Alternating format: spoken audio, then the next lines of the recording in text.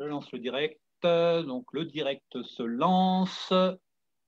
Nous devrions être prochainement sur Facebook. Voilà, nous sommes maintenant en direct sur la page Facebook de la FFTA. Donc, bonsoir à tous. Encore des moments un peu spéciaux, hein, puisque au moment où on se parle en direct, notre cher Premier ministre intervient sur toutes les chaînes d'infos de France et de Navarre pour vraisemblablement nous annoncer un couvre-feu à partir de 18 heures pour toute la France, donc au-delà des départements de l'Est actuellement concernés. Donc, ce qui ne va pas encore faciliter nos activités théâtrales amateurs pour les ateliers jeunes qui pouvaient tant bien que mal fonctionner dans certains endroits, dans certaines communes, là où c'est autorisé par les maires. Mais maintenant, avec ce couvre-feu à 18 heures, ça devient plus dramatique encore. Donc encore patienter pendant pas mal de semaines, je pense, si nous pas au nez. Alors c'est un petit peu compliqué pour prévoir quand pouvoir refaire les répétitions et puis les dates de représentation qui sont planifiées dans l'hiver, ça va être compliqué, mais au printemps, est-ce qu'on planifie des choses? Est-ce que les salles sont ouvertes ou pas? Est-ce qu'on peut... Les festivals, ça devient compliqué. Là, il y a eu une annonce pour le festival Avignon Off, la partie off du festival d'Avignon, avec un changement de président de l'association, donc qui fédère un petit peu tout ce qui est Avignon, hein, sachant que tous les théâtres et les compagnies sont indépendantes, font un petit peu ce qu'ils veulent, ce qu'ils peuvent aussi. Donc là, pour donner les dates de ce festival, où il y a quand même quelques amateurs qui participent, mais c'est vrai que c'est compliqué pour tout le monde, parce que les troupes hésitent à s'engager, parce qu'il y a des frais, forcément, hein, il faut louer les salles. Le paiement de la salle, la location de la salle en général se fait en trois fois et le premier chèque, donc en gros le tiers de la facture est à payer en février, quoi. Donc est-ce que les troupes vont avoir envie de s'engager dès maintenant? Quelle va être la réaction des propriétaires de salles? Est-ce qu'ils rembourseront si ça ne se fait pas? Si l'année dernière ça avait été un petit peu compliqué à ce niveau-là, quoi, aussi, quoi, hein. Il y en avait qui avaient remboursé, il y en a d'autres qui avaient dit voilà, on vous garde pour l'année prochaine et puis en gardant les sous, quoi. Et donc c'est celles-là qui sont maintenant sur la sellette. Donc voilà, un peu compliqué pour tout le monde, nous en tant qu'amateurs et puis aussi, surtout encore les professionnels qui sont encore les amateurs, les comédiens dans les troupes, tous un métier à côté, donc financièrement parlant, il y a moins de problèmes à ce niveau-là, mais c'est aussi sur... ça joue sur le moral, ça joue sur l'ambiance, hein. Le théâtre, c'est quand même une activité bien prenante pour tout le monde et ça fait du bien, quoi. Ça fait du bien de répéter et de jouer, quoi. Donc, d'avoir réellement une activité de ce type-là. Donc, voilà. Donc, on va continuer, nous, à parler théâtre, en tout cas, à montrer que le théâtre est vivant et ne demande qu'à retourner en salle pour vraiment exister. Donc, nos traditionnels rendez-vous du jeudi pour parler théâtre. Donc, aujourd'hui, on accueille Fabienne Bazin, qui est de la compagnie Artea, donc dans le Loiret, qui est chez Chalette-sur-Loing, c'est ça, hein? Tout à fait. Tout à fait. Voilà. Et donc, traditionnellement, on va t'écouter, Fabienne, pour que tu nous parles un petit peu de comment tu as démarré le théâtre, comment t'es venue cette passion, très jeune ou un peu plus tard, ta compagnie, comment elle a été créée, c'est toi qui l'as créée, comment elle a évolué, voilà. Et puis les projets actuels, qu'est-ce que tu as pu faire depuis le mois de mars? Et puis, est-ce qu'il y a des projets que vous réussissez à poursuivre avec ta compagnie ou pas, quoi. Donc, voilà, comment ça se passe pour tout ça? Donc, on t'écoute. Bonsoir Jean-Claude, puis bonsoir tout le monde. Oui, non, c'est moi, la passion du théâtre est venue vraiment très très jeune, mais je ne le savais pas. C'est venu au travers du catéchisme en priorité. je faisais du catéchisme et notamment le mercredi après-midi, il y avait des activités pour les tout jeunes enfants qui ne faisaient pas leur catéchisme, mais pour leur faire apprendre un petit peu la vie de Jésus, enfin un petit peu les préceptes de cet enseignement. Et moi, je trouvais que de fabriquer des petites choses, c'était plus facile de faire ça avec des marionnettes, des petites, de fabriquer des sortes de petits théâtres pour pouvoir expliquer mieux aux jeunes enfants. Voilà, c'est comme ça que c'est venu au départ, mais je ne savais pas que c'était ça en réalité. Moi, je le faisais parce que ça m'éclatait. Je fabriquais des petites marionnettes avec des pots de yaourt, voilà, pour dire. Et voilà, j'avais 8-10 ans et j'adorais ça, quoi. C'était vraiment bon, mais sans plus. Et puis après, mes parents, par souci économique, ont dû être dirigés. On était à Granville, vraiment dans la Manche, toute mon enfance jusqu'à l'âge de 12 ans. Et mes parents, après une crise économique en 78, ont dû venir sur la région parisienne. Et donc, on a déménagé à Fontainebleau. Là-dessus, je suis rentrée en 5e et j'ai eu une prof de français extraordinaire, puisqu'elle nous faisait, d'ailleurs, ce qui m'a beaucoup fait penser au monsieur du 81 que tu as reçu il y a quelques semaines, et qui faisait faire des petites scénettes voilà, de Molière. Moi, j'adorais me mettre dans le personnage. Et on avait une petite estrade et je montais sur l'estrade et je jouais la petite scène qu'on devait apprendre pour le français et tout. Là-dessus, ma prof de français a convoqué mes parents et a demandé à mes parents de pouvoir m'inscrire à un cours de théâtre parce qu'elle estimait que j'avais quelque chose qui me plaisait et qu'il fallait me lancer là-dedans. Mais les cours de théâtre à l'époque, c'était les cours Florent, et encore pas très connus, mais c'était surtout les cours Simon, et qui étaient vraiment très, très, très chers pour mes parents. C'était pas possible. Donc, du coup, non, ça n'a jamais été fait. J'en veux absolument pas à mes parents, bien évidemment, mais ça n'a pas pu se faire. Voilà, c'est comme ça. Et puis un jour, je suis arrivée en ce qu'on appelle en lycée technique, et le mercredi, le pion de l'établissement, parce que ça s'appelait encore un pion, ou surveillant, faisait partie d'une troupe de théâtre et avait proposé de faire des cours de théâtre le mercredi après-midi pour voir si on s'essayait de l'initiation. Et de ce fait, moi, évidemment, j'ai répondu présente, j'y suis allée. Et là, j'ai découvert quelque chose du théâtre que je ne connaissais absolument pas. C'était assez bizarre parce qu'il nous faisait beaucoup travailler sur le corporel, sur le sentiment, sur l'introversion, l'extraverti et l'introversion. Et je me dis, mais c'est pas ça le théâtre, je trouve ça bizarre. Mais j'ai aimé ses cours, c'était quelqu'un de génial. Et pendant un an, voilà, je me suis bien éclatée avec des choses que je connaissais pas du tout du théâtre. Vraiment, je trouvais ça extrêmement bizarre. Elle me dit, tiens, c'est un peu, c'est pas du tout moi. La culture que j'avais du théâtre, faut pas l'oublier non plus, c'est grâce à ma maman qui, effectivement, m'a fait découvrir au théâtre ce soir. Donc, je suis venue de ça, j'ai adoré, de l'époque, parce que j'ai connu des grands acteurs grâce à ça. Beaucoup plus tard, je m'en suis un peu détachée, mais c'est comme ça que j'en suis venue, parce que de voir des gens aller sur scène, raconter des textes, et c'était vivant, quoi. Alors, bon, c'était du théâtre filmé, bien sûr, mais c'était vivant. C'était pas un film, c'était quelque chose qui me fascinait. C'est vraiment, je n'arrivais pas à comprendre comment on pouvait aller sur scène et raconter un texte comme ça. Et du coup, effectivement, en faisant ce mini cours de théâtre en lycée technique, voilà, j'ai appris plein de choses, mais des choses de débutant, comment entrer, comment sortir, enfin voilà. La vie étant pareille, je suis partie sur une vie un petit peu chaotique en sortant de l'école, voilà, j'ai pas trouvé ma voie tout de suite, etc. Et malheureusement, le fait qu'il y a eu, c'est que mon papa est décédé. J'avais 25 ans. Ça a été un grand drame, pas un grand drame, une grande déchirure. Il est décédé en février. Et puis, un mois de septembre, je prends mon train, parce que je travaillais sur Paris, je prends mon train comme d'habitude, et un matin, vous savez, il y a les panneaux lumineux, panneaux lumineux, c'est des panneaux d'affichage.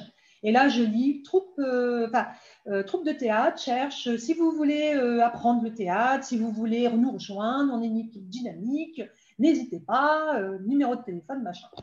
Et moi, j'ai téléphoné, effectivement, je suis tombée sur une femme géniale. Mon mari, qui était à côté de moi à l'époque, il fait, ouais, bon, ça ne va pas durer plus de 2 mois. Ça a duré 13 ans. Voilà.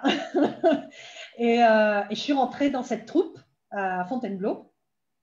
J'ai tout appris. Ça a été, et devinez quoi?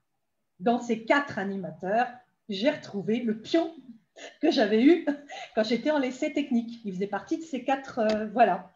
Donc, j'ai jamais retravaillé avec lui puisque lui, il s'occupait essentiellement des adolescents. Moi, j'ai travaillé avec une femme qui s'appelait Marilyn, extraordinaire. Je n'oublierai jamais son enseignement. C'est une femme qui m'a fait tout travailler. En plus, j'avais énormément de complexes parce que je ne faisais pas partie de ce qu'on appelle des filles. Souvent en théâtre, le souci, c'est que dès que la fille, elle est belle, elle est menue, enfin voilà, elle a les rôles d'amoureuse, etc. Et moi, je faisais partie des filles quelconques. Sur qui on se retournait, mais voilà, je veux dire, un petit peu ronde, voilà. Et grâce à elle, elle ne s'est pas préoccupée de ça. Et donc, elle m'a donné des rôles extraordinaires, vraiment. J'ai pu tout travailler, du Cocteau, j'ai pu travailler du Tchekhov, j'ai pu travailler du Pagnol. Enfin, vraiment, ça a été. Elle m'a vraiment boosté, quoi. Et puis, la première année de théâtre, les 4 profs avaient décidé de monter une pièce de troupe. Et ces 4 profs, ils avaient un rôle, un petit rôle dans la pièce qui n'était pas fourni. Et ma prof m'a proposé. Alors, c'était 20 minutes sur 2 heures de pièce. Hein. Mais ça a été, comment expliquer ça? J'ai eu l'impression de rentrer dans le professionnalisme. Déjà, je travaillais avec du level, vraiment des gens qui avaient fait du théâtre depuis des années, qui vraiment étaient aguerris, qui avaient fait les cours Florent, tout ça. Enfin, vraiment, j'ai beaucoup appris l'humilité. Beaucoup. J'ai pris une claque, mais énorme, puisque ma prof était l'actrice principale. Et elle avait des scènes, mais vraiment très difficiles, parce que c'était une pièce néo-zélandaise, veuillez m'excuser, de Wednesday to Come.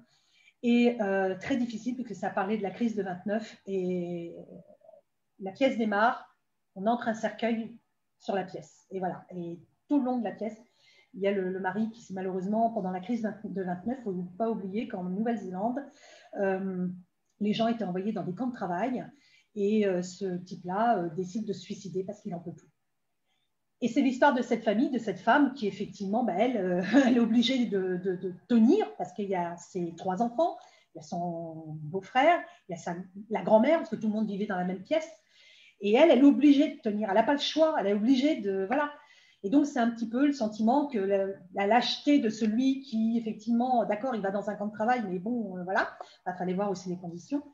Et elle qui est obligée de tenir. Donc, c'était une pièce comme ça. Et moi, je jouais le rôle d'une manifestante néo-zélandaise qui devait rentrer dans cette famille pour absolument demander à cette femme qu'on utilise le nom de son mari pour faire des manifestations et dire « Voyez ce qu'on fait de notre population ». Voilà. Et le problème, vous allez rentrer dans une famille en deuil, très compliqué, enfin voilà.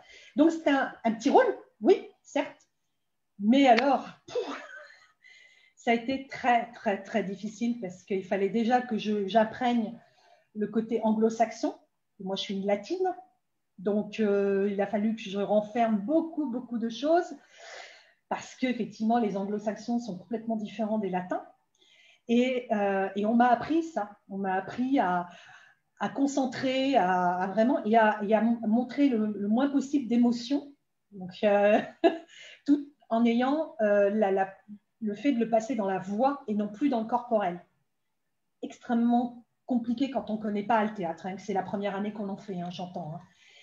Mais ça a été la plus belle expérience de ma vie. Je ne l'ai jamais oublié. On a joué énormément de fois et on a été joué à Paris et on a reçu le 3e prix qui a été remis par Claudine Coster. C'est une actrice que j'aimais énormément. Alors, ça ne va pas parler à grand monde, mais c'était une actrice de théâtre que j'adorais. Et savoir qu'on avait eu, alors pas moi, hein, bien sûr, hein, la troupe, hein, on est bien d'accord, mais c'était un très beau cadeau, quoi. C'était vraiment merveilleux. Voilà ma première grosse expérience du théâtre, actorat. Voilà, j'ai fait ça sur 13 ans, mais au bout de 8 ans, j'avais envie de passer à la mise en scène. Là-dessus, les profs ont décidé effectivement de créer un cours mise en scène. Presque un peu sur mon insistance, parce que je voulais absolument. Et j'ai démarré avec j'ai démarré grâce à ça ma première mise en scène d'atelier. Et pareil, je m'étais attaquée à du lourd sans m'en rendre compte. Moi, c'était quand je choisis un texte, c'est par le coup de cœur. Mais je ne me rends pas compte après. Le problème, c'est au moment de le monter, je me dis, ah mon Dieu, je vais trop loin, mais bon, tant pis, je l'ai pris, je le prends, je le fais. Et là, effectivement, c'était Bonsoir maman de Marsha Norman. C'est une pièce américaine très difficile, traitant du suicide. Voilà. Et j'adorais cette pièce puisque effectivement une fille annonce un soir qu'elle va se suicider et que là elle termine tout, elle met tout en ordre pour. Évidemment sa mère au départ qui ne la croit pas et évidemment au fur et à mesure on va très très loin et jusqu'au final. Et c'est pas quelque chose de triste, c'est pas quelque chose de morbide, c'est juste dire des fois. D'ailleurs il y a une phrase que j'aime énormément dans cette pièce, c'est quand on est dans un bus, il est bondé. On n'en peut plus, on a chaud, on est écrasés les uns sur les autres. Et la seule chose qu'on veut, c'est appuyer sur le bouton et descendre, même si ce n'est pas son arrêt. Voilà. Cette pièce, c'est ça. C'est qu'à un moment donné, on n'en peut plus. Et tout ce qu'on veut, c'est descendre. Point. Donc, ça, c'était ma toute première mise en scène. Voilà. Et j'ai appris sur 5 ans la mise en scène grâce à eux. Puis voilà. La vie étant que j'ai dû effectivement partir de Fontainebleau. J'ai été dans la région du Loiret et là-dessus, j'ai voulu réintégrer évidemment une troupe de théâtre. J'ai fait 2 fois et je ne retrouvais rien de ce que j'avais connu, c'est-à-dire la cohésion, l'envie d'être ensemble, l'envie de... J'ai rien trouvé, j'ai dit mais ça ne me correspond pas, c'est pas du tout... Enfin, vous rentriez, alors oui, le type était génial, il n'y avait rien à dire, hein. Moi j'ai appris aussi, mais on ressortait de là, on était chacun pour soi. Voilà. Personne ne se côtoyait, personne ne se parlait, chacun faisait ses exercices solo. Moi, ce n'est pas du tout ce que j'ai appris, parce que nous, on était tout le temps dans la cohésion, dans le groupe, dans le fait de s'entraider, d'être toujours ensemble. Et là, c'était, au bout de 3 fois, j'ai dit non, j'arrête, je ne peux pas. Donc, j'allais abandonner à ce moment-là, vraiment. Et puis un jour, je vois une petite annonce. Oui, si vous avez des capacités ou quelque chose que vous avez envie de proposer, d'enseigner, n'hésitez pas, rejoignez-nous. Et c'est une association qui existait, qui existe toujours dans la région, qui s'appelle l'AMA, et qui permet à des gens, pour à l'époque 5 francs par mois, 5 francs par mois, de faire... Oui, oui, c'est loin. C'était en 2000, pour ça. Et de faire du théâtre, de faire de tout. C'est-à-dire, vous pouviez faire de l'informatique, vous pouviez faire de la photographie, de la lecture. Et moi, j'ai téléphoné, je lui ai écouté, je peux proposer de l'initiation théâtre. Mais bien l'initiation, je ne suis pas prof. Je vais juste transmettre ce que moi j'ai appris, c'est tout. Le monsieur charmant me dit oui, écoutez, c'est super, pas de souci, on vous propose le local, voilà, les 5 € c'est pour l'association, c'est pas pour vous. Moi je m'en fous, de toute façon j'ai un travail, alors pas besoin d'être payé, moi je le fais, c'est parce que j'ai juste envie, puis on verra quoi. Et il me dit par contre, vous savez, notre association c'est essentiellement des personnes âgées. Alors j'ai dit oui, alors, enfin bon, moi ça me... Il me dit non, pas de souci, si vous êtes d'accord. Le premier cours, effectivement, 3 personnes âgées.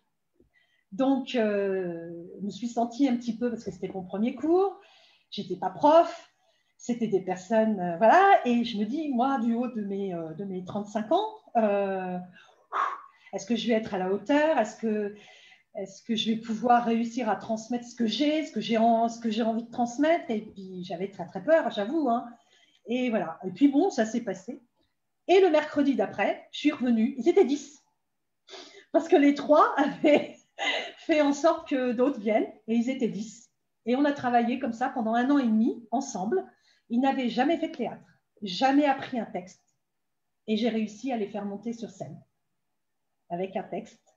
Voilà, ça a été au bout d'1 an et demi, leur premier spectacle. C'était des petites scénettes, bien évidemment. Mais et j'ai vécu, pareil, une expérience mais extraordinaire avec ces personnes-là. La plus jeune avait 60 ans, la plus âgée avait 80 ans. Voilà. C'était des personnes, hommes, femmes, vraiment extraordinaires. C'était quelque chose. Et puis, ça a duré 2 ans. Et puis, au bout de 2 ans, il y a quelqu'un qui est venu en me disant, bah, moi, je peux vous proposer d'aller dans une autre commune, mais il faut que vous créiez une association. Ah bon, bah, moi, j'y connais rien, je ne sais pas comment ça se passe, etc. Donc, on m'a plus ou moins guidé. On a créé une association. Et effectivement, pendant 10 ans, j'ai fait ce qu'on appelle des ateliers théâtre. Donc, j'expliquais comment on faisait au travers d'exercices, au travers d'improvisation. Et puis, à la fin de l'année, il y avait un spectacle. Voilà, ce qu'on appelle des spectacles d'atelier. Et on avait la chance aussi, à l'époque, d'avoir la grande salle de théâtre qui est donnée une fois par an aux associations, gratuitement, sauf que vous payez les techniciens. C'est tout. Et on avait cette chance de pouvoir jouer chaque année dans cette salle. Donc, moi, je faisais le prix de l'entrée uniquement pour payer les techniciens. On ne récupérait rien du tout. C'était vraiment pour donner la possibilité à ces jeunes comédiens de pouvoir travailler sur scène. Et voilà, et j'ai eu de tout. J'ai eu des ados, j'ai eu des enfants, j'ai eu des adultes, j'ai eu des personnes âgées. Et donc, tout ça, c'était un seul et même groupe. Voilà. Et au fur et à mesure du temps, on a, pareil, travaillé, et ça a duré 10 ans. Voilà, 10 belles années. Et puis, au bout de 10 ans, moi, je commençais à me fatiguer parce que j'en avais un peu assez du côté atelier. J'en avais un peu, j'avais envie d'autre chose, j'avais envie de créer des projets, des spectacles dits de troupe, et vraiment quelque chose qui m'importe. Bon, malheureusement, les gens ne me suivaient pas non plus parce qu'eux estimaient qu'ils n'étaient pas qu'ils n'étaient pas à la hauteur, mais que j'étais trop exigeante. C'est un de mes gros défauts, je le reconnais. Et que du coup, non. Eux, leur spectacle de fin d'année, ça leur suffisait. Ils n'ont pas trop envie d'aller plus loin. Donc, du coup, il y a quelques-uns qui m'ont suivi. Et on a créé effectivement la troupe Artea. Voilà. Et on a créé nos premiers spectacles, ça a été du Courteline. Parce que j'adore cet auteur. Et qu'en le relisant, je m'étais rendu compte que la plupart de ces pièces pouvaient être adaptées à notre jour d'aujourd'hui. Seul le langage était différent. Mais on retrouvait les mêmes situations aujourd'hui. Donc j'ai monté Courteline, des scénettes de Courteline, en version moderne, de tous les jours, pour bien montrer qu'il n'y avait que le langage qui était différent, mais que les situations étaient les mêmes. Voilà. Donc, ce qui avait vraiment très, très bien fonctionné, ça a été vraiment le premier boost. On a bien tourné avec ce spectacle. Et puis un jour, j'ai ma meilleure amie qui me dit, mais tu ne veux pas monter un cours ado et tout? Je dis, oh là. J'ai dit, non, je ne me vois pas. Je ne suis pas assez souple, entre guillemets. Je ne suis pas assez... c'est pas, voilà, je ne suis pas dans la mesure, parce que dans ma vie professionnelle, je suis obligée d'être dans la mesure. Mais dans ma passion, non, je suis comme je suis. Et on me prend tel que je suis. Donc, j'ai dit, moi, les ados, ça ne va jamais passer. Enfin, elle me dit, de toute façon, qu'est-ce que t'en sais? Essaye. Puis voilà. J'ai dit, écoute, on va essayer, mais je leur laisse le choix jusqu'à Noël. Donc, on commençait en novembre. À Noël, ça marche, on continue. À Noël, ça ne marche pas, on arrête. Voilà, comme un accord, terminé. Et j'ai eu 6 gamins qui ont commencé avec moi. Allez savoir pourquoi, ils devaient être maso. Et j'ai travaillé avec eux pendant plus de 5, voire 6 ans. Voilà, c'était... Et au fur et à mesure, les gamins ont évolué, ont grandi. Et là, j'en ai plus, sur les 6 que j'ai eu originels, j'en ai plus que 3 qui restent. Donc j'en perds un encore cette année, puisque voilà, les études, il ne m'en restera que 2. Mais j'en ai eu d'autres entre-temps, et voilà. Et donc on a créé ce groupe adolescent, plus le groupe adulte. Et là-dessus, il y a 3 ans à peu près, j'ai une de mes comédiennes qui travaille avec moi depuis qu'on a créé la troupe Artea et qui me dit, pourquoi on ne ferait pas un cours enfant? Ah, je dis non, là, je dis, moi, je ne m'en mêle pas, les cours enfants, je n'ai pas la patience. Je dis, moi, les enfants, je les adore, hein, mais non, je ne me sens pas. Et elle me dit, mais est-ce que ça t'ennuierait que je m'en occupe? Oh ben non, bien au contraire, j'ai pas envie, fais-le, pas de souci, écoute. Et effectivement, Catherine, C'est vraiment quelqu'un de doux, de patient. Enfin, vraiment, c'est pas l'opposé de moi, mais parce qu'elle a mon enseignement, mais je veux dire, elle a justement ce calme olympien que moi, je n'aime moins, beaucoup moins. Et du coup, elle a commencé il y a 3 ans. Et la gamine, elle a 6 filles. Maintenant, elle a un garçon cette année, mais elle a 6 filles. Et vraiment, ça fonctionne du tonnerre, quoi. Et voilà. Et du coup, on a 3 ateliers, maintenant 4 cette année, parce qu'on a fait les jeunes adultes. Parce que les ados devenus maintenant qui avaient 18 ans, du coup, les ados, voilà. Donc, on les a mis dans un groupe jeunes adultes. Et on le fait avec eux et c'est le samedi matin. Ça, c'est le Covid qui nous a permis ça, qui prouve que des fois, ce n'est pas que négatif, mais parce que comme on ne pouvait pas mettre plus de 6 personnes dans la salle, il a fallu scinder le groupe de 12 en 2. Et du coup, j'ai mis les plus âgés jeunes adultes et les plus jeunes, je les ai laissés dans les ados. Voilà, c'est ce qui s'est passé par rapport à ce groupe.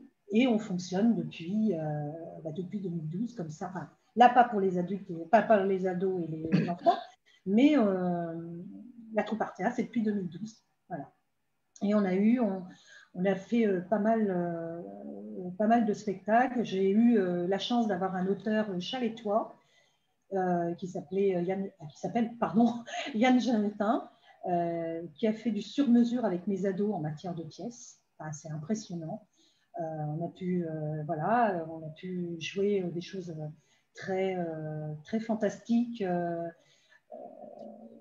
et assez recherchées pour des ados. Beaucoup de parents étaient étonnés parce que je ne voulais pas être dans la facilité. Je mets toujours un point d'honneur qu'il y ait un travail. Moi, si c'est pour avoir quelqu'un… Ah oui, mais moi, je suis le petit rigolo de la bande, alors je sais bien faire les rigolos. Oui, mais non. Ça ne m'intéresse pas. Donc, toi, tu vas faire quelque chose de plus noir et de beaucoup plus sombre. Voilà. Et le plus timide, je vais l'amener à quelque chose en avant-scène pour qu'il parle. Et j'ai toujours fonctionné comme ça. Quelque part, c'est ce qu'on m'a enseigné, puisque moi, on ne s'est pas arrêté à mon physique. On m'a permis de jouer de très, très beaux rôles. Donc, j'ai fait la même chose. Je rends ça. C'est de ne pas m'arrêter au physique ou au caractère de la personne. Sinon, c'est trop facile. Je n'ai pas de boulot, ça ne m'intéresse pas.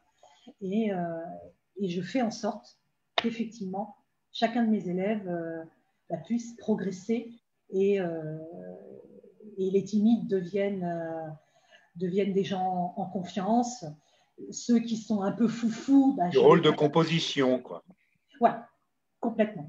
Complètement. Ça, c'est une base. C'est vraiment ma comédienne Catherine qui s'occupe du cours jeune enfant. Justement, le premier rôle qu'elle a eu, c'était dans Histoire à lire debout, que j'adore. Ça, c'est une pièce que j'aime énormément. Pour l'allègre. Et ouais. Première partie, hein, pas la seconde partie. Moi, j'arrête au moment où, effectivement, quand il y a eu la destruction… Avant Obélix et tout ça, quoi. Voilà, ouais. Et sur le cri de victoire que les livres vont revenir et tout. Et donc, elle a eu son nom. Et quand je lui ai donné le texte, elle a regardé le truc, elle fait… J'ai dit, t'inquiète pas, c'est très facile. C'est un peu comme Tardieu. C'est pareil. Au départ, on a l'impression que c'est très compliqué. Mais non, ça rend beaucoup plus facilement en comparaison. Et elle a fait elle a fait 100 noms, mais extraordinaire. Moi, je suis restée abasourdie. Alors, beaucoup de personnes m'en ont parlé parce que, oh, mais c'est qui que vous avez recruté, etc. J'ai dit, voilà. Et les gens ne se rendent pas compte que c'est pas tant le metteur en scène. Enfin, le metteur en scène, bien sûr qu'il a un travail, évidemment. Mais c'est surtout le comédien ce qu'il vous donne. Moi, j'ai toujours été… j'enseigne. Je partage ce que j'ai appris. En contrepartie, je demande effectivement à ce que les gens me donnent tout autant. Et souvent, quand j'avais des comédiens qui me disaient « Oh, mais j'ai pensé à ça » ou « J'ai envie de faire ça », j'ai dit « Je m'en fous, fais-le.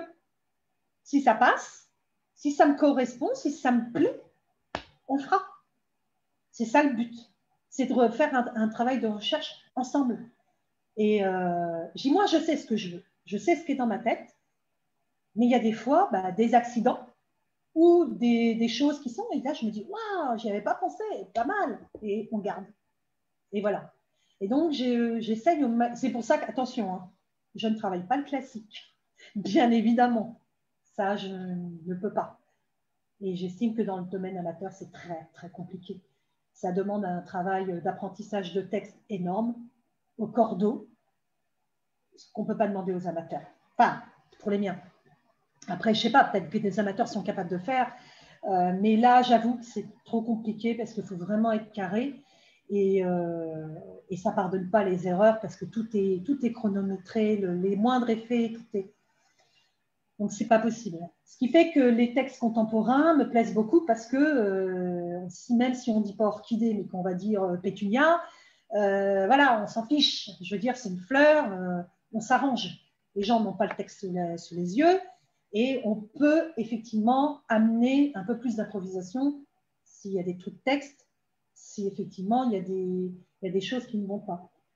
Donc, moi, je travaille essentiellement avec ma troupe sur l'improvisation, énormément. Je leur fais travailler beaucoup le fait de s'entraider. Donc, il n'y a pas de souffleur, c'est hors de question. Et s'il y a un trou, eh ben, l'autre doit le... On gère les trous, quoi. On gère les trous. On gère, exactement. C'est ce qu'on m'a appris et c'est ce que j'ai transmis. Et ce qui fait que, à force de faire confiance, puis on doit se faire confiance. C'est un travail d'équipe. Alors oui, je ne parle pas des one-man shows, hein, ou, voilà, ce genre de choses, mais moi, ce que j'ai appris et ce que j'ai toujours dit, l'acteur se met au service d'un texte et non pas le texte se met au service de l'acteur. Voilà, c'est la seule différence. Et d'ailleurs, c'est ce que moi j'ai appris dans ma première pièce de troupe, parce que évidemment tout n'était pas rose. Hein. Il y a une période où la metteur en scène était très très dure avec moi. Enfin, j'estimais qu'elle était très dure et elle me faisait recommencer. Et notamment, il y a quelque chose qui m'était resté à vie dans mon esprit, c'est pour rentrer, pour dire bonjour, elle me l'a fait recommencer 21 fois. Juste, je mettais la main sur la porte. Non, tu ressors. 21 fois. Quand vous avez ça... C'est ce qu'on appelle répéter. Voilà. Mais quand vous avez ça, vous vous dites, vous êtes nul, ça ne marche pas. Puis pourquoi? Et puis, moi, un soir, je suis allée voir ma metteur en scène acteur, qui était l'actrice principale. J'ai dit, ouais, j'en ai marre. J'ai dit, de toute façon, elle n'arrête pas d'être sur moi, elle s'acharne sur moi. Puis de toute façon, je ne vois pas pourquoi. Si j'y arrive pas, j'y arrive pas. Puis quand elle me demande quelque chose, la fois d'après, je lui fais, elle me redemande autre chose. Enfin bref, j'y arrive pas. Et j'ai dit, qu'elle a qu'à laisser tomber. Puis de toute façon, on ne va jamais se souvenir de moi. Je suis 20 minutes dans votre pièce, elle dure 2h30. Qu'est-ce que vous voulez qu'on se souvienne de moi? Et là, ma metteur en scène d'actorat m'a dit, mais Fabienne, tu n'as pas compris que c'est à chaque fois, Marianne veut une pièce. Elle ne veut pas des acteurs. Elle ne veut pas que moi. Elle ne veut pas que les autres qui sont sur scène. Elle veut une pièce dans son ensemble. Et c'est tous les acteurs. Qu'importe le nombre de minutes que tu es sur scène. Et dis-toi une chose, que tant qu'elle te fait recommencer, c'est parce qu'elle sait que tu peux le faire. Le jour où elle ne te dit plus rien, c'est qu'elle sait qu'elle est arrivée au bout de tes limites. Donc, oui, tu grimpes des étages. Oui, tu en as grimpé 3, et la fois d'après, tu en demandes 5. Et ça sera toujours comme ça. Mais c'est parce que tu peux le faire. Et ça, c'est resté. C'est vraiment l'enseignement qui m'est resté en tête. Et j'ai jamais oublié parce que moi, j'étais persuadée, oui, que personne ne penserait à moi. Enfin, personne se souviendrait de moi au bout de 2h30 de pièce. C'est en plus une pièce où on sortait de là, on était bien plombé quand même. Hein. Et surtout que l'actrice principale, elle avait un monologue de 36 minutes où elle s'adresse à son mari qui est dans le cercueil, elle ouvre le cercueil et elle met toute sa rage, quoi, toute sa colère. Donc, je peux vous garantir que vous êtes épuisé après une scène pareille. Et donc, je ne comprenais pas. Qu'on se souvienne d'elle, oui, De moi, non. Et donc, je ne comprenais pas cet acharnement. Je n'y arrivais pas à le comprendre. Et puis un jour, le fameux jour de Paris, où on avait reçu le 3e prix, ma metteur en scène et mise en scène, Marianne, vient me voir dans les coulisses avec une dame et me dit, tiens, je tiens à te présenter quelqu'un. Je vous laisse toutes les deux. Elle est néo-zélandaise. Oui, ok. Et elle me dit, vous êtes néo-zélandaise? Ah non, pas du tout. Non, je suis française. Pourquoi? Elle dit, je n'ai jamais vu. Elle dit, j'ai eu l'impression de retourner dans mon pays. Elle dit, mais j'avais l'impression que vous étiez néo-zélandaise. Et je pensais vraiment pas que. Bravo, félicitations. J'ai adoré ce que vous avez donné. Et j'ai pleuré. Et j'ai pleuré parce qu'elle m'avait retenu 20 minutes de mon jeu sur une pièce de 2h30, quoi. Et là, j'ai compris ce que mon metteur en scène voulait me faire passer comme message, là, qu'effectivement, c'était une pièce dans son ensemble. Et tant que je n'étais pas à la hauteur des autres, elle n'avait pas sa pièce. C'est pour ça qu'elle s'était acharnée sur moi. Le respect d'un auteur, le respect d'une pièce. Et j'ai tout compris grâce à elle, vraiment. Je ne l'ai jamais oubliée. Marianne Waddington sera toujours dans mon esprit. C'est une femme que j'aime énormément, même si on ne se voit plus, malheureusement. Mais j'oublierai jamais parce que c'est vraiment quelque chose qui m'est resté gravé à vie. Et du coup, je l'enseigne, ça. Et je dis à mes comédiens, il n'y a pas d'ego. Je ne veux pas de « Ah, j'ai 3 lignes. Ah, j'ai machin. » Ça, chez moi, jamais. C'est clair. Par contre, je vous veux à 1000%. Même si c'est le plus petit rôle, je vous veux à 1000%. Et je fais en sorte, de toute façon, à chacun des comédiens, qu'ils aient leur moment de gloire, comme on dit, le quart d'heure de gloire. Mais oui, parce que je suis tellement... je m'acharne tellement dans le travail que je veux qu'après, ils soient félicités. Et le jour de la représentation, je disparais. Je leur dis souvent, vous savez, moi, je prépare le spectacle, je pousse à bout, c'est vrai. Mais le jour de la représentation, c'est fini, je ne suis plus là, je n'existe plus. Parce que c'est à vous que reviennent les applaudissements, pas à moi. Et je leur laisse. Voilà. Ça, pour moi, c'est la plus belle... Ça ne te manque pas de ne pas monter sur scène maintenant, ou tu continues peut-être? Alors, si j'ai Yann Genotin, qui avait écrit une pièce, qui me l'avait envoyée, il m'a dit qu'est-ce que tu en penses? Je l'ai lu un samedi matin. J'ai dû mettre 2 heures à la lire, mais vraiment, je l'ai appelé dans la foulée, je pleurais au téléphone et je lui ai dit, si tu ne me donnes pas le rôle, je te tue. Donc, et il m'a dit, ah bon, à ce point-là, je suis persuadée qu'une comédienne professionnelle voudrait jouer ce rôle, tellement il est énorme, il est magnifique. Donc, je l'ai joué. C'est la seule fois où, effectivement, mais ce n'était pas moi qui mettais en scène, c'était lui, donc il a mis en scène. Ça a été très compliqué, d'ailleurs, parce que lui-même s'en est rendu compte, auteur et metteur en scène. Difficile aussi, parce que du coup, il y a des choses à prendre en considération. Mais j'ai laissé là-dessus. Moi, je suis très disciplinée. J'ai fait on a vraiment super bien bossé. C'était une très belle pièce qu'il avait écrite, puisque c'était c'est les miroirs d'Andrea.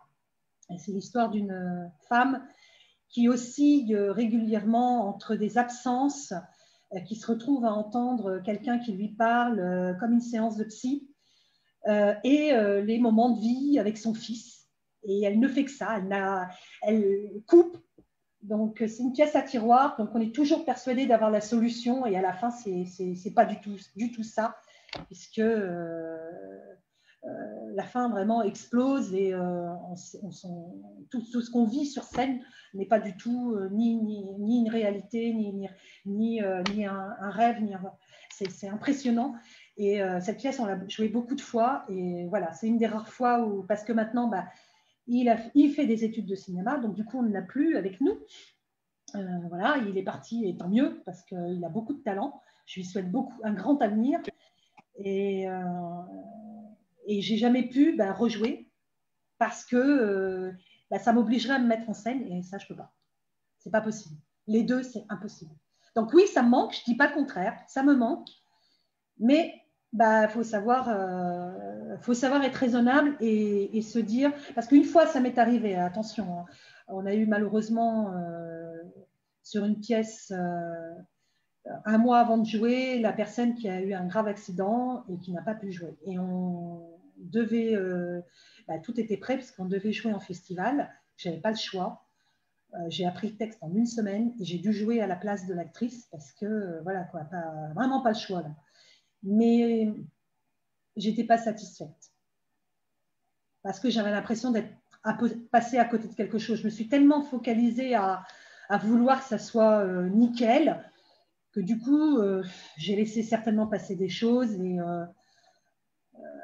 et ça m'a beaucoup frustrée, quoi. Donc j'ai dit plus jamais, je recommencerai plus jamais. Bon, là, on est obligé, il fallait tenir, on n'avait pas le choix. Hein. Mais non, j'ai dit non, c'était trop difficile, trop stressant, trop contraignant. Et j'ai dit non. Par contre, le jour où on peut me remettre en scène, oui. Ben... Et comme j'ai dit, j'ai pas besoin, j'ai pas envie d'avoir. Là, c'était le rôle parce que c'était le rôle principal, puis qu'il fallait quelqu'un d'un certain âge, puisque c'était une mère et le fils avait une vingtaine d'années. Donc forcément, il fallait que ça corresponde au niveau des âges. Du coup, oui, c'est pour ça que j'ai pris ce rôle de cette femme qui est vraiment un rôle comme ça, c'est fantastique. J'ai même envie de la monter en tant que metteur en scène. Le problème, c'est qu'on est dans une région qui n'accepte pas le sombre. Alors, ce que j'appelle les pièces sombres, c'est les pièces qui demandent de la réflexion, qui... Vous n'êtes pas baladé dans le rire. C'est quelque chose qui... Voilà, ça... Vous ne restez pas sans... Il y a un truc qui reste à la fin, quoi. Et ici, les gens n'aiment pas beaucoup. À Fontainebleau, j'avais cette facilité, cette possibilité, et ça, c'était génial. Parce que du coup, j'ai pu tout jouer, de la comédie, du sombre, de l'étrange. C'était génial. Mais on a tout appris. Mais ici, quand j'ai commencé, puis que... Alors moi, je mettais plein de scénettes assez drôles, enfin, assez ludiques, et à la fin, je mettais mon sombre. C'était ma pièce, voilà, c'était mon petit truc. Ouais, il y en a marre, vous faites tout le temps du son, ce qui était faux, puisque les autres, mais les gens restaient sur la dernière, forcément, à les faire rire derrière une pièce qui plombe, c'est pas possible. Enfin, je veux dire, fallait la mettre en premier. Ouais, mais non, c'est pas possible. Enfin, moi, je me vois pas rire derrière quelque chose qui m'a... Donc, je le mettais en dernier, et les gens, à chaque fois, restaient dessus. Et du coup, j'avais ces reproches, j'avais beaucoup. Jusqu'au jour où, effectivement, on m'a dit « Ouais, mais non, il y en a marre, Artea, c'est que du sombre, c'est fini. Nous, on veut rire, on veut s'amuser. » Ok. Il a fallu que je mette beaucoup d'eau dans mon vin, beaucoup, me remettre en question aussi, ce qui n'a pas été évident non plus, parce que moi, c'est mes coups de cœur, c'est ce que j'aime, et j'ai envie d'aimer pour monter. Si j'aime pas, je peux pas, j'y arrive pas. Et j'ai découvert un auteur que j'aime particulièrement, qui s'appelle Thierry François, et du coup qui a réussi, au travers de ses pièces, à faire concilier les deux, c'est-à-dire le drôle, mais en mettant un message de fond. Et là, ça me convenait. Et là, je me dis, ouais, on peut arriver à faire quelque chose de drôle, mais en mettant un message de fond. Et donc, on a monté effectivement ça sans sapin sur ces 3 personnes âgées qui vont fomenter un complot parce que le fils et la belle-fille ont décidé de foutre leur mère dans une maison de retraite pour pouvoir piquer la maison. Et donc, quand elles découvrent ça, grâce à sa petite fille, elles vont faire un truc pour couper l'herbe sous le pied de son fils et de sa belle-fille. Et donc, c'est drôle, mais il y a vraiment des réflexions, waouh, quoi. Et là, j'ai enfin trouvé le compromis. Pour la région, j'entends. Hein. Pour la région, j'ai vraiment trouvé le compromis. Pardon ? Non, non, non, non, je bois tes paroles, je bois tes paroles et effectivement, je partage beaucoup de choses, tout ce que tu peux nous dire. Voilà, moi j'étais intéressé aussi pour savoir comment actuellement bah, tu fonctionnais. Est-ce que tu as pu continuer à répéter avec certains ou pas du tout? Est-ce qu'il y a d'autres façons de faire? Voilà, dis-nous un petit peu comment Oui, ça se passe actuellement, quoi, ouais, alors quelles sont les nous, perspectives?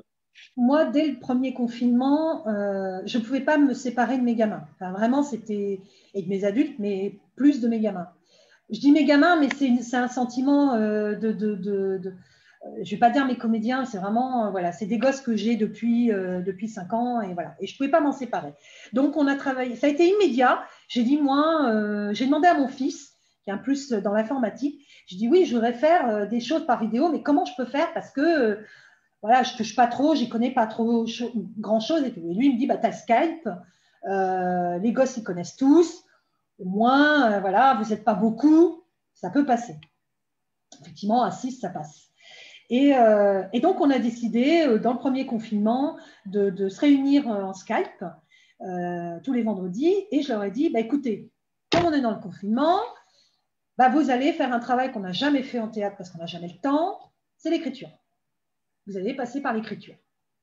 Et vous allez écrire des scénettes vous allez extrapoler sur le confinement, c'est-à-dire on va au bout si on a confiné et ça ne réouvre pas. Qu'est-ce qui se passe? Et donc, ils ont écrit des choses assez drôles. Il y a vraiment eu enfin, c'était assez, donc, on lisait ensemble. On n'était pas là pour faire une critique sur le plan, c'est nul, machin. Non, non. Au contraire, on se disait, ah bah tiens, ça serait peut-être intéressant de rajouter, etc. Donc, chaque semaine, on rajoutait des choses. Et donc, on a eu des histoires assez. Notamment, moi, j'ai adoré une histoire d'une blogueuse qui, le jour du confinement, bah, plus rien, il n'y a plus Internet, il n'y a plus rien, et qui découvre qu'elle a un petit frère. Voilà. Parce qu'elle ne l'a jamais vu. Voilà. Moi, j'avais trouvé ça épatant. J'en ai un autre qui a trouvé l'idée que comment on pouvait plus dealer on pouvait plus dealer de la drogue, donc on allait dealer du papier toilette. Voilà. Mais le texte était fait de telle manière qu'on croyait que le type allait chercher de la drogue. Et ces scénettes-là ont été préparées, ont été Non, jouées, ont non, été... on a juste fait Non? l'écriture pour le Ah. moment. Euh, Parce qu'après, quand j'ai voulu reprendre, une fois qu'on a eu entre les deux confinements, on a voulu reprendre, je leur ai demandé est-ce que vous voulez qu'on fasse ces textes-là? Et ils ont eu peur parce qu'ils ont dit ouais, mais tu sais, les gens, je ne crois pas que ça va les faire rire parce que ça va leur rappeler de mauvais souvenirs. Donc ils se sont auto-censurés. Et je leur ai dit bah, écoutez, on garde ça dans un coin, c'est jamais, un jour. Mais donc, on a décidé de partir sur autre chose et on est parti sur l'écriture grâce à notre nouvelle auteure qui m'a rejoint l'année dernière, qui s'appelle Claire. Et elle est extraordinaire parce qu'elle est beaucoup plus lumineuse, entre guillemets, dans les textes que Yann Jeannetin, effectivement, qui était un peu plus dans le son, mais qui me correspondait, hein, attention. Hein. Mais elle a cette lumière, elle a ce peps. Et du coup, elle leur a demandé qu'est-ce que vous voulez. Ils voulaient absolument une histoire supernaturelle avec des fantômes, tout ça, un lieu hanté, tout ça. Et elle a écrit avec leurs idées et elle a fait ce texte, donc l'hôtel Terminus, voilà, sur des passages et puis des fantômes. Leur histoire, pourquoi ils sont devenus fantômes. Donc c'est drôle, c'est amené, mais en même temps, il y a aussi le truc de fond. Pour les gamines, Catherine, elle fait effectivement de la visio et elle a fait un journal. Donc, elle a demandé aux gamines de préparer des petites choses pour faire un journal télévisé, puisque ça se prêtait. Et les puces, elles ont 8 ans jusqu'à 12 ans, hein, donc voilà. Et elles se sont prêtées au jeu. Donc, elles ont créé ça. Et puis, nous, les jeunes adultes, on a tout sacrifié. On a dit stop, terminé. Donc, les adultes, les adultes, on avait une pièce, pareil, écrite encore par Claire, sur la maladie d'Alzheimer. Parce que moi, c'est une cause qui me tient énormément à cœur, malgré que j'ai personne qui en est atteint. Mais voilà, c'est une cause qui me parle beaucoup. Et j'ai demandé à Claire, j'ai dit, voilà, moi j'ai envie de ça, est-ce que tu peux m'écrire quelque chose sur l'Alzheimer? Je ne veux pas quelque chose de triste, je veux que les gens puissent s'en amuser, mais je veux qu'ils comprennent et qu'on ait tous les aspects de comment on peut aborder l'Alzheimer, la façon dont on a nos caractères.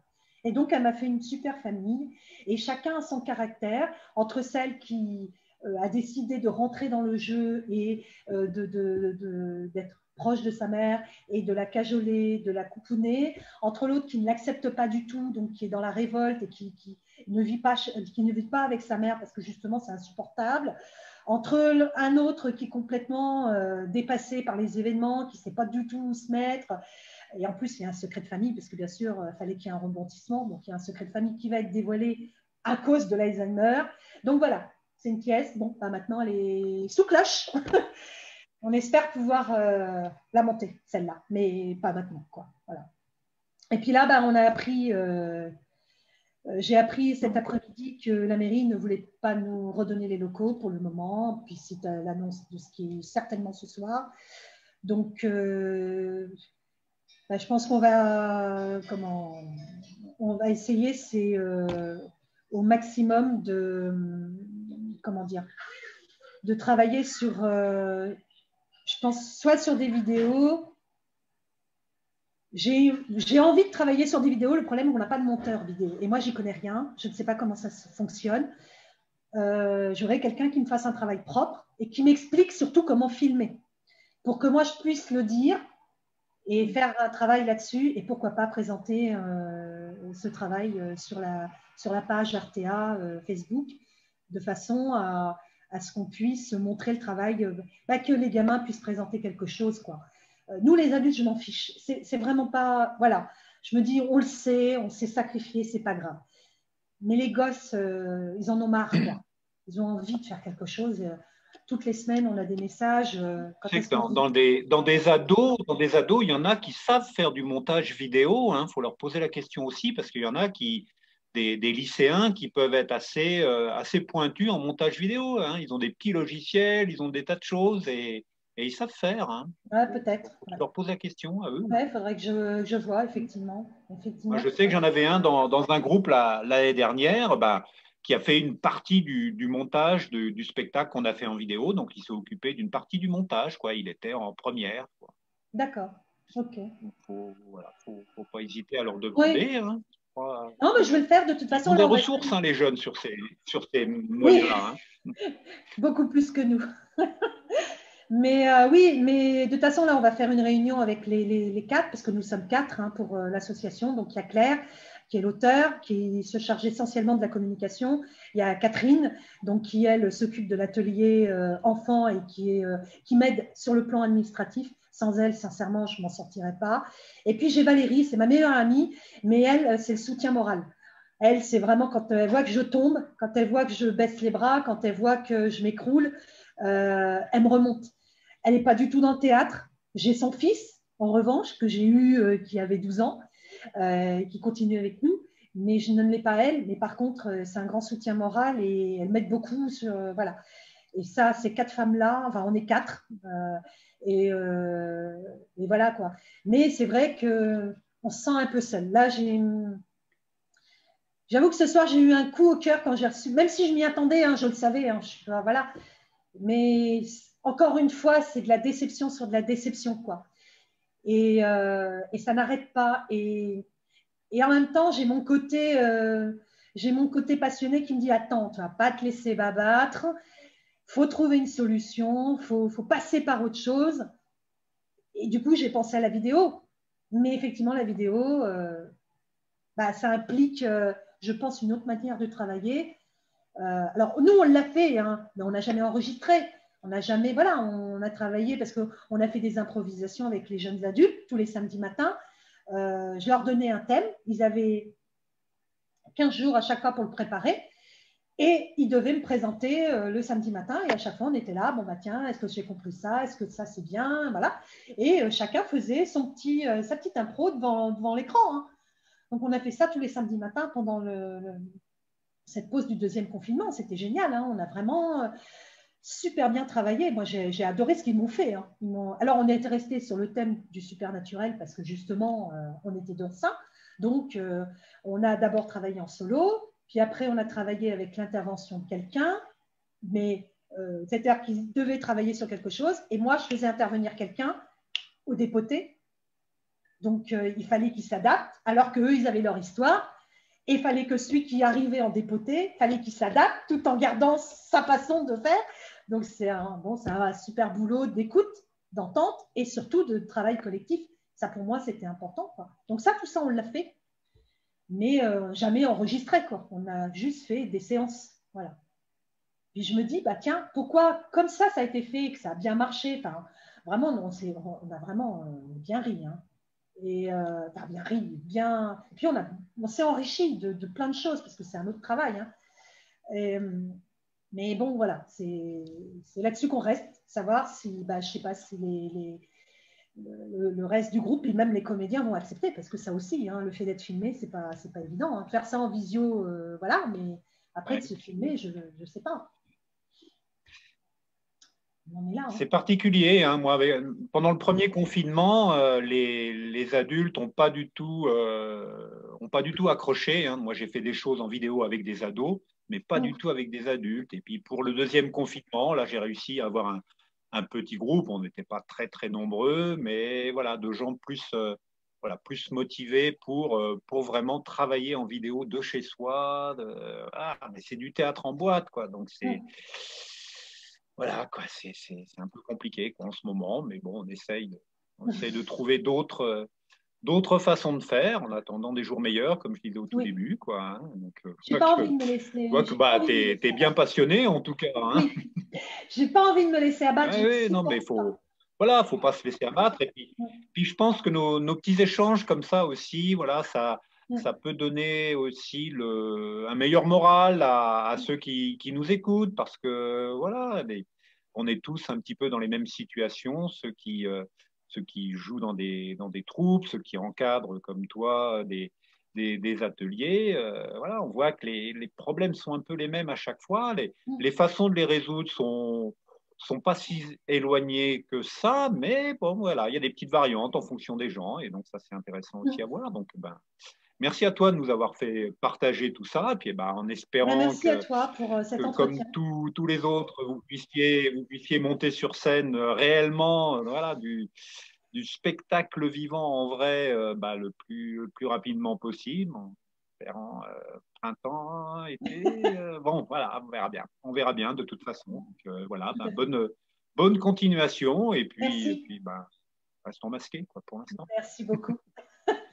Ok, bah, je vais couper le lien avec Facebook. On peut rester encore un Oui, petit peu ensemble tous les deux pour papoter, merci. mais j'arrête la diffusion en direct. Donc, merci à tous ceux qui nous ont suivis. C'est rediffusé sur Réseau TA et sur YouTube. Donc, voilà, bah, aucune excuse pour manquer.